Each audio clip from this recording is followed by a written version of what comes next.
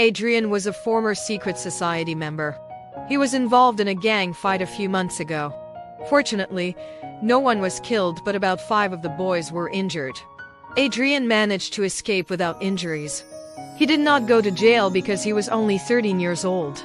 He was sent to the Tampines boys' home instead. Adrian was not used to staying at the boys' home. He missed the freedom he used to have. He also disliked the strict discipline at the home. Adrian made friends with 3 boys who were his age. Ryu, Zul, and Chin Peng were very similar to Adrian in character. They were aggressive and they resented staying in the home because they had lost their freedom. The officers tried their best to be their friends and to show care and concern. But these 4 boys continued to be hard-headed and troublesome. Their fellow residents of the home lived in fear of them because the 4 would team up to bully them. One day, Adrian, who was the group's unofficial leader, called for a secret meeting. He told them his plans of escaping.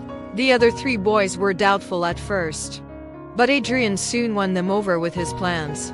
He told them that they would pretend to start a fight and then pretend to be injured.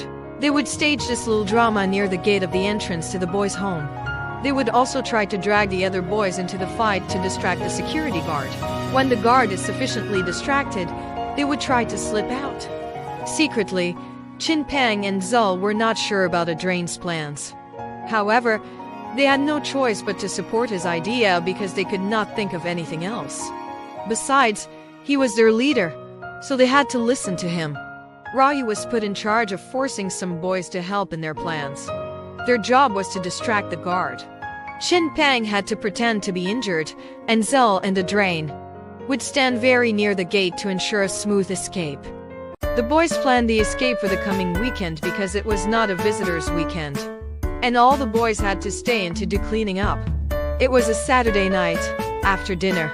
They had all finished doing their cleaning up and most of the boys were watching television in the lounge. Adrian gave the signal to Ryu to get the boys who were supposed to help them to escape get ready. Chin Peng and Zul were already outside and Adrian was making his move.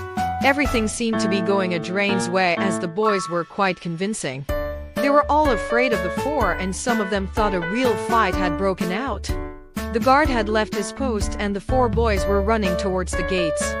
They were about to climb onto the gate when they received the biggest shock of their lives.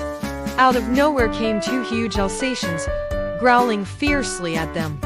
They shook their heads in disbelief. They had never seen the dogs before. As expected, the escape was unsuccessful.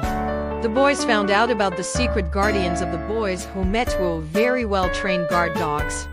The Alsatians were trained not to make any noise unless there is an attempted escape. The 4 boys were punished severely for their attempt to escape.